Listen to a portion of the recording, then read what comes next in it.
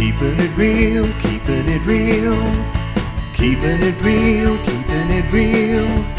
Keeping it real with Reverend Laura. How do we eliminate some of this fear that we experience throughout our lives? What exactly is the ultimate fear buster?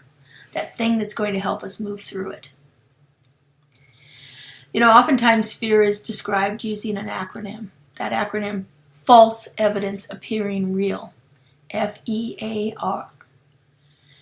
Some people describe faith as the opposite of fear. I actually think it's just on the other end of the spectrum. Fear is ultimately the belief that we have that something we don't want to experience is going to happen. And we tend to have more faith in this fear happening than we do in it not happening. Our faith is misplaced there. In the Science of Mind textbook, our founder, Ernest Holmes, says, fear is the positive acceptance that you shall experience that which you dislike. Faith is a positive acceptance that you shall experience that which you do like. Opposite ends of the spectrum.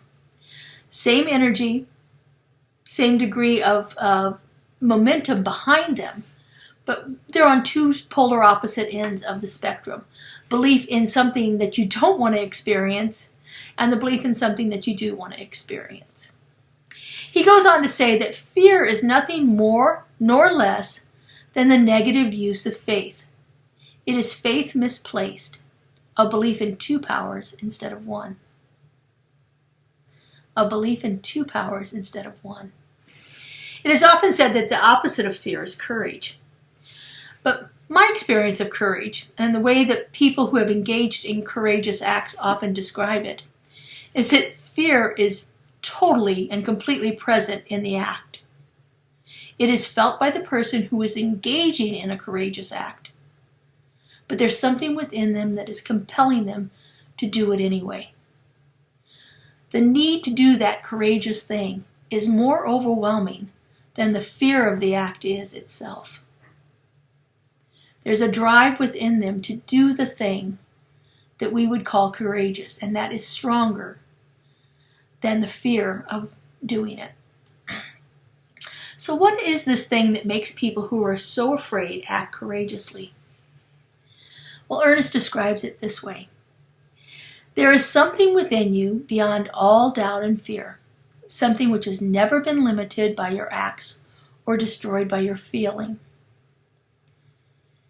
The cause of our fears is based on not knowing who we really are. Fear is actually a tool of the ego, the false self.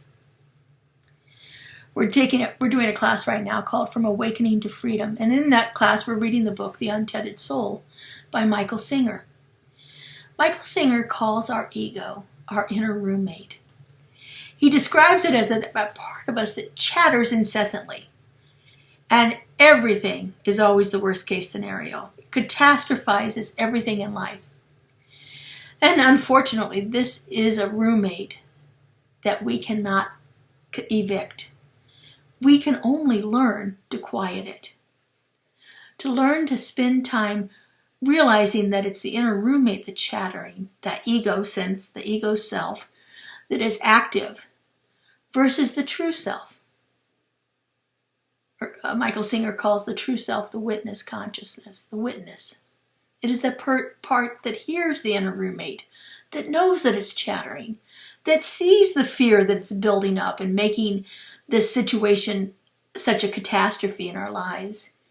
It hears it, and it can separate that from the reality of the situation. Ernest says that the quickest and most effective method to get rid of fear is to get quiet and lift up our whole thought and confidence and faith to something bigger than we are. To get quiet, to quiet that inner roommate, to stop that incessant chattering mind that wants to make everything a problem, and to have more faith in that witness, that part of us that knows this thing's happening here, this chattering mind. Our inner knowing, our indwelling presence. Having more faith in that than that nonsense that the inner roommate is talking about. Keeping it real with Reverend Laura.